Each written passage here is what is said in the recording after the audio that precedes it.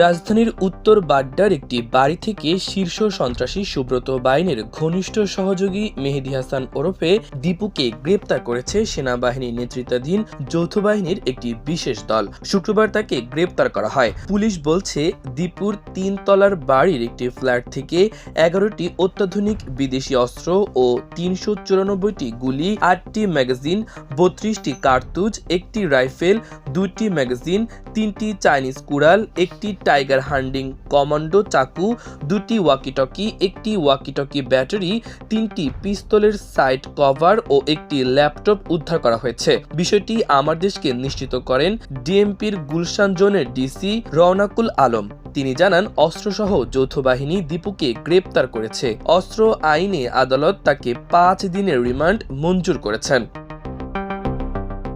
Police জানায়, 2025 সালের 27 মে কুষ্টিয়া শহরে যৌথ বাহিনীর অভিযানে গ্রেপ্তার করা হয় শীর্ষ সন্ত্রাসী সুব্রত বাইনকে। তার সঙ্গে আরেক শীর্ষ সন্ত্রাসী মোল্লা মাসুদও গ্রেপ্তার হয়। অভিযানের বিষয়টি টের পেয়ে দীপু সেখান থেকে পালিয়ে গিয়েছিল।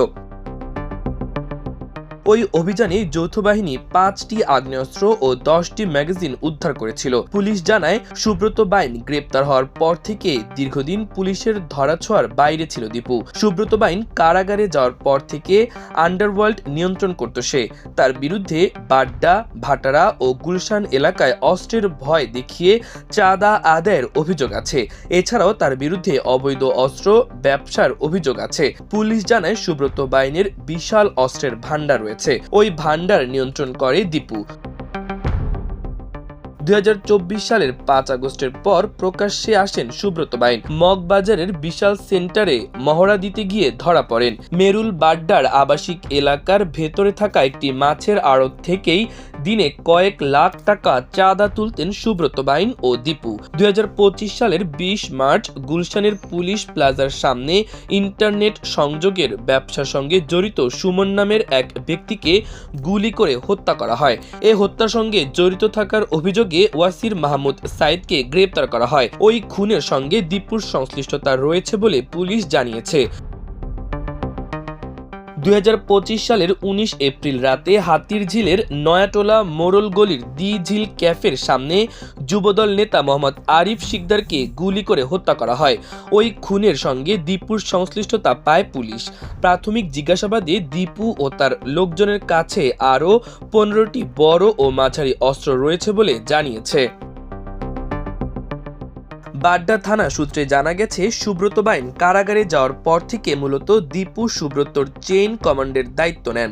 সুব্রত বাইনের সকল সহযোগীরা তাকে দ্বিতীয় সুব্রত বাইন হিসেবে আখ্যা দেন এবং তার নির্দেশনা অনুযায়ী ভাটারা ও হাতিরঝিল এলাকায় অপরাধ কর্মকাণ্ড পরিচালনা করছিল। অবশেষে যৌথ বাহিনীর হাতে সে গ্রেপ্তার হয়েছিল।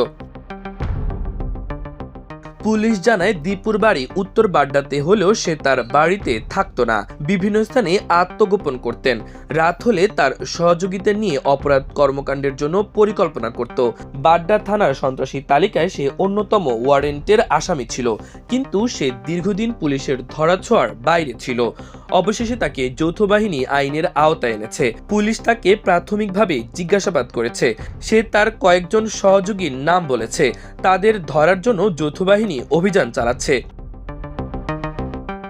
পুলিশ জানায়, 90-এর দশকে রাজধানী ঢাকার অপরাধ জগতের আলোচিত নাম ছিল সুব্রত বাইন। আধিপত্য বিস্তার করতে গিয়ে তার এবং তার সহযোগীদের হাতে একাধিক ব্যক্তি খুনের শিকার হয়।